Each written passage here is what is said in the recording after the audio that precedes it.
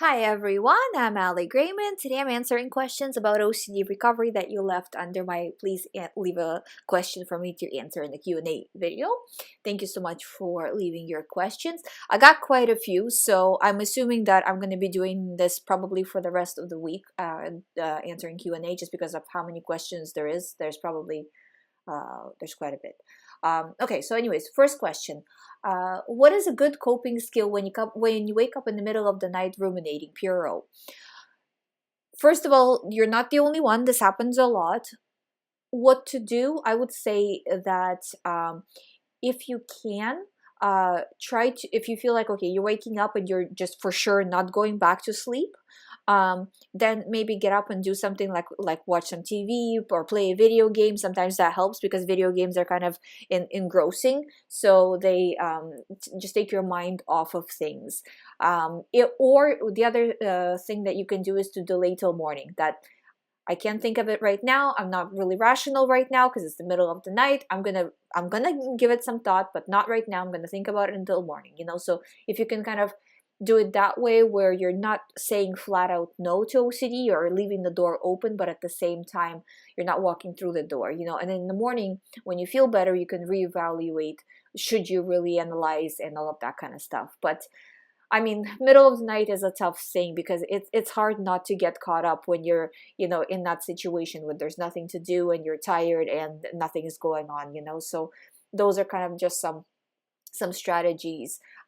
If you are feeling really bad and if it's really getting you, I'm not a big fan of medication, but temporarily taking something to help you sleep if you just are having a lot of trouble falling asleep, or staying asleep rather, might be a temporary solution. As you are doing ERP, as you're doing the recovery work, this will happen less and less. So this is just temporary band-aids until you feel better.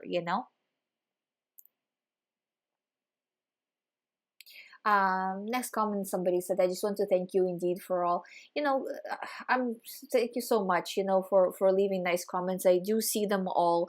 I'm just honestly, I would love to answer every comment I get, but I'm just in sessions all day. I'm literally going from session to session all day, so it's hard for me to catch everything. I do see everybody's comments, and I do thank you very much, because honestly, I understand what's happening, and I do urge everybody that, once you recover from OCD, once you do the work and you recover, you might want to consider helping other people recover as well, because there's just not a lot of help out there, and I talk to people all around the world and it's the same story everywhere, so I do urge you to at least consider it.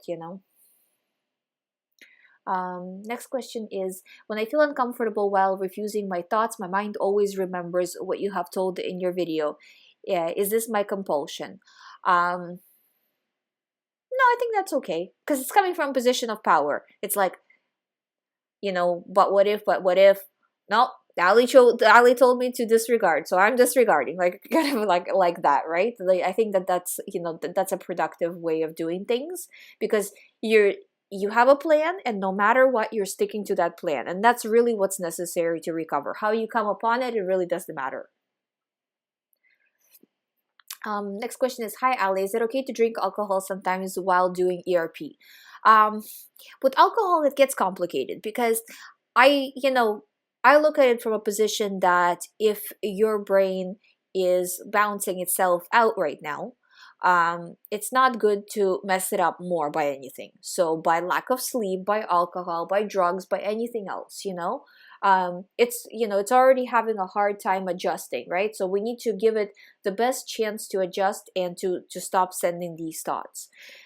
On the other side, I don't want you to start having an obsession with alcohol, where, like, say if you take a sip of alcohol, then it becomes an avoidance, and a fear attached to it. So if you are old enough, and if you would like to have, say, a glass of wine, I don't really see anything really bad about it, unless you are taking medication at the same time, because then there can be reactions with that depending on what you're taking. But other than that, I think it's not bad in limits, right? Because you don't want to go to an extreme absolute either way, you know what I mean? But just keep in mind that your brain needs to be recovered. So, kind of pushing it to the limit is not a good idea. Hallie, what's the simplest way to distinguish OCD thoughts? And do you ever fully believe that a thought is OCD? Thank you. Um, no, if you ever believed that the thought is OCD, like fully believe that the thought is OCD, you wouldn't have OCD, because you'd be like, no, that's silly. I'm moving on. It's the OCD thoughts are basically what ifs. So anytime you're getting fear, anytime, I think I have a video on this. I'm going to link it after, at the end of this video, so you guys can take a look if anybody else has this question, because this question kind of comes up a lot. But anytime you have the same theme popping up over and over, or same few themes popping up over and over again, right? Giving you a lot of anxiety. It's all the same thing over and over again, right? So when there's that repetitive motion, it wants you to do something, to either analyze, do a compulsion. That's all an OCD thought. Gives you high level of anxiety. Well, the level of anxiety, it gives you anxiety, let's put it this way. Sometimes it's higher level, sometimes it's lower level, so I don't want this to kind of sidetrack you. But if it gives you anxiety, it's clearly OCD. You need to be disregarding.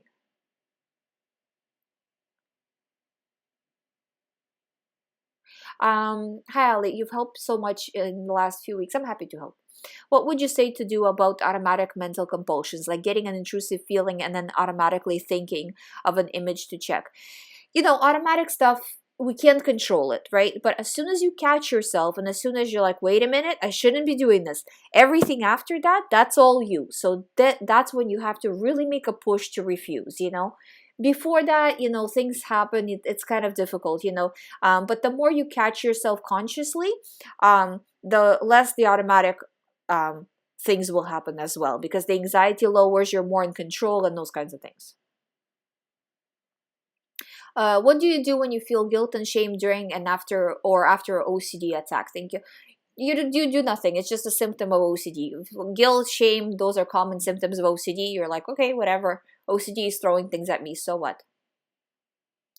Next question: how do you deal with OCD and decision making, and the decision making profession? Sometimes I get paralyzed, wondering what if it's the right choice. Is there a work which is unrecommended for OCD people? Sometimes I get this thought that I'm mentally incapable of achieving a successful career.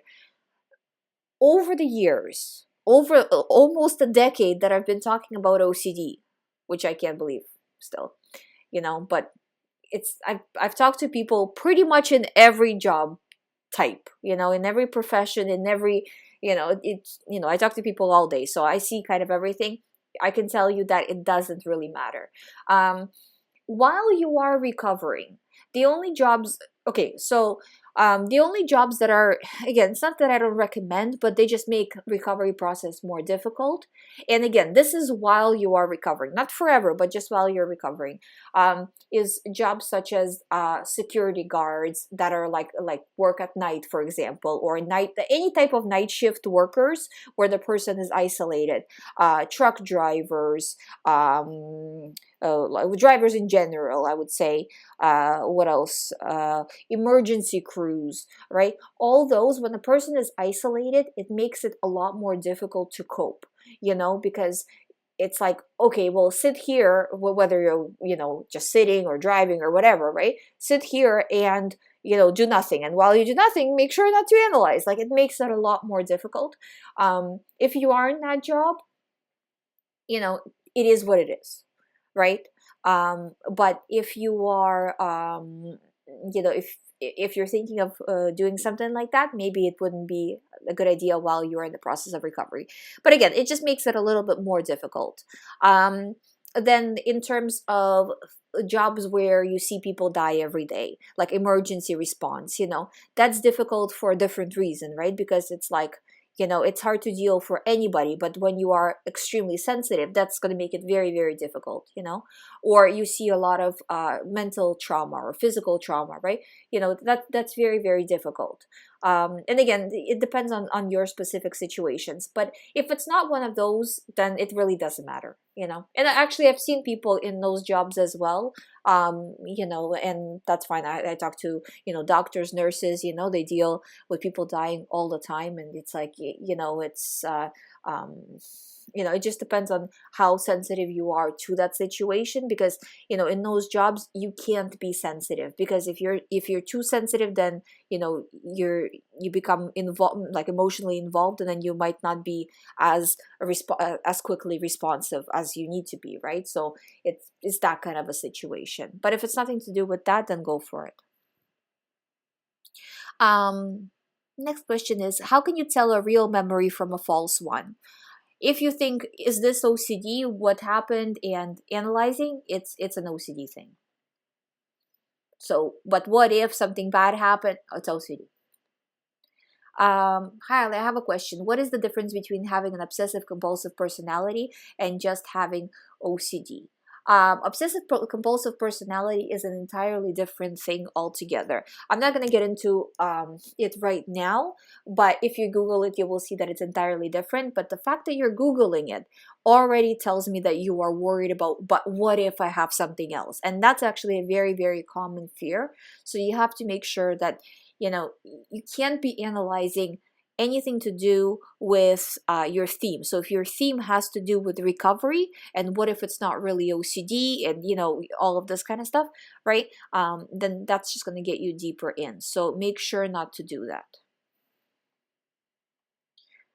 Is there any way of distinguishing between a real memory and intrusive thought? I just went over this little while earlier. If you're wondering what if, then that's OCD, and if it follows your same theme, it's OCD. Sometimes I'll be thinking back to a conversation that was important to me in the past, and suddenly things will get added or changed to make the conversation that I remember different and upsetting. The new version then starts to feel real. I get to the point where I don't know what's real and what's my imagination.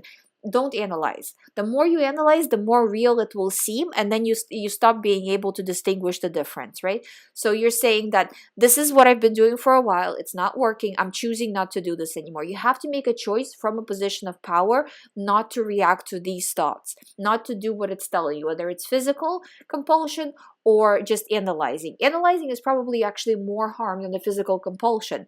They're both bad, but analyzing, you can go on for hours, where physical compulsion usually doesn't last hours. What are the benefits of OCD after we recovered? We will get stronger after this. This is for sure. But what are other benefits, in quotes? I mean, in terms of OCD itself, I don't know if there's like really benefits to it. But I find that in terms of understanding how OCD works and doing ERP, there's definitely a benefit, because, when people usually get a thought, right, they tend to react to it, right? Like regular thoughts about regular situations, and they start to get caught up. Oh, this person treated me badly, blah, blah, blah, blah, blah. And they keep, ruminating on it, right? Instead of saying, I'm choosing not to react, I'm choosing to move on, or my job is so terrible, and they ruminate on it again, right? So it's like, no, whatever, doesn't matter, right? So you're kind of taking that road where you're like, I'm not letting it affect me, and applying ERP to other areas of your life. I just find that it's extremely helpful in the long run, and you becoming stronger, those two kind of go hand in hand. Next question is, how to deal with the fear of having thoughts while being intimate with my girlfriend, especially if they're about not being myself. I would say what you really have to focus on is that you can't change your routine in any way, so it just like it, because it has to do with intimacy, right? It feels somehow different. It's not, you know you can't show OCD that it's winning in any area, right? So whatever it's telling you, if you're being intimate and it's telling you things, if you're, I don't know, like watching TV, it's telling you things, right? If you're at work, it's telling you things. It's the same thing. You just have to refuse reaction, all reactions. Like, okay, whatever, OCD thought, doesn't matter, and just keeping going, like not changing anything because of OCD. Another question, is it normal to have days without any symptoms? Why then? Is it good or just a normal OCD thing? It's good. Usually as you start to do more ERP, you start to feel better, you will have breaks. That's how OCD goes away, is you will have these breaks in the day, then maybe a whole day without OCD, then a week without OCD. But then it comes back. So when it comes back, it's not because you messed it all up and it's always going to be here now. It's just because, it seems to come in waves. This is what I see pretty much with every client, so that's how it goes. But these breaks, they're going to be longer and longer, like they're further apart and longer, so that's how you see progress. I'm able to push myself and live a normal life, but sometimes when I think about what I went through with OCD, I get a fear inside. How can I stop feeling this way? By the way, thanks for all the helpful videos. You're very welcome. Thank you for watching. So in terms of how to stop feeling this way, don't chase the feeling. You feel how you feel. The more you chase the feeling, the further away from it you get. Try not to go back and analyze what happened, how severe it was, and all of this kind of stuff, because that's just going to get you deeper in, so just try to look at it that, okay, well, whatever, I don't care, I'm not reacting, I'm moving on, like I went through what I went through, it doesn't matter. Next question, how to overcome being scared to be home alone because of farm OCD. Just do it. But do it in short spurts, right? So I'm going to be home alone for, say, 1 minute, then 5 minutes, then 10 minutes, and increase it as you feel more and more secure. I'm telling you, if you do this every day in a week, you'll be able to stay home for hours, and then from there it will be easier. It's just really practice, I'm going to end this video here, but tomorrow I'm going to be doing part 2 and maybe possibly even part 3 the next day after that.